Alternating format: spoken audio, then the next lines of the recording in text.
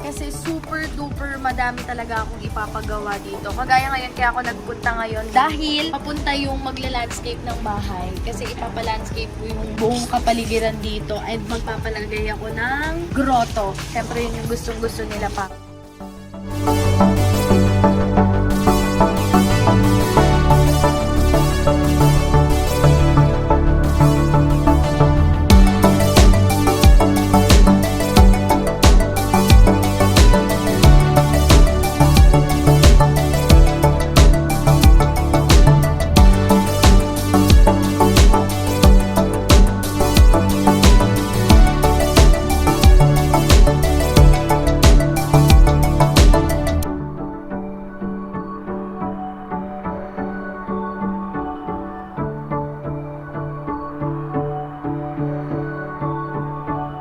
Ito, ipapa-white ko rin itong wall. Ito, kasi kung makikita nyo itong wall, para siyang, ang tawag doon, yung hindi natapos na design. Ang tawag sa ganun, maganda na yung ganitong design, sa totoo lang.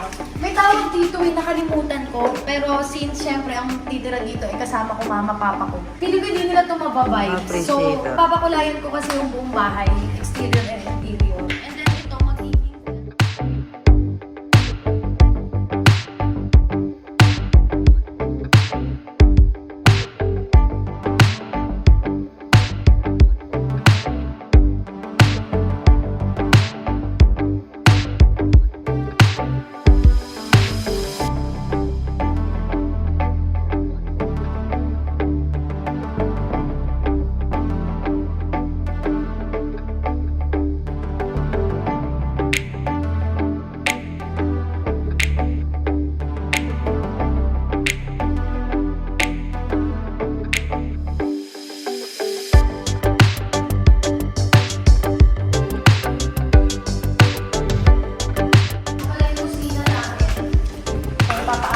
para maayos yung mga lalagyan.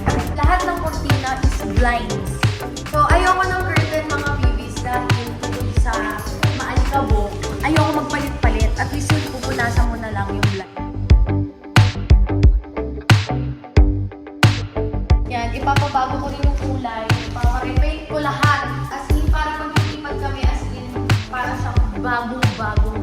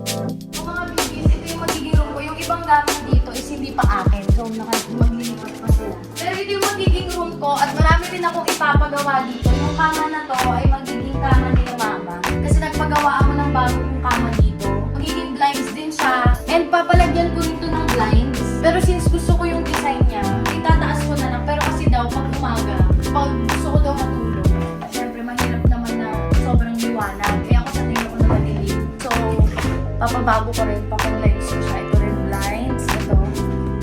Blinds. And then ito, mga babies yung CR.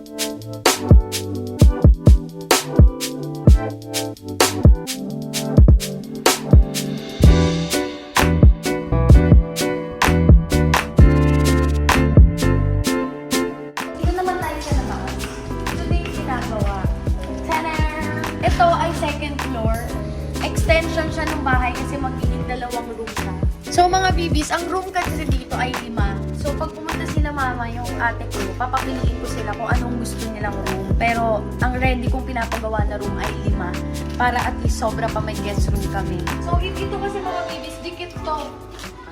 Nakadikit siya sa bahay. Itong hallway na nakikita nyo na to, hagdan siya, papaakyat. So pag pumasok ka sa pinto, hagdan siya, papunta sa second floor. Tapos ito yung isang door, papunta sa room na to.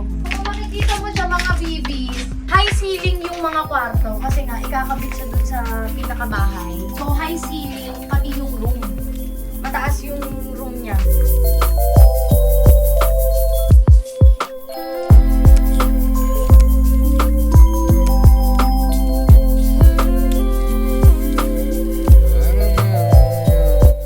Bawat room may CR. So, ito yung CR. Pagano yung CR. So, kinostomize ko yung mga CR nila na alam mo yung oldies, yung para, alam mo, iwas dulas. Nagpalagay ako sa CR nila ng hawakan para iwasan yung pagdudot.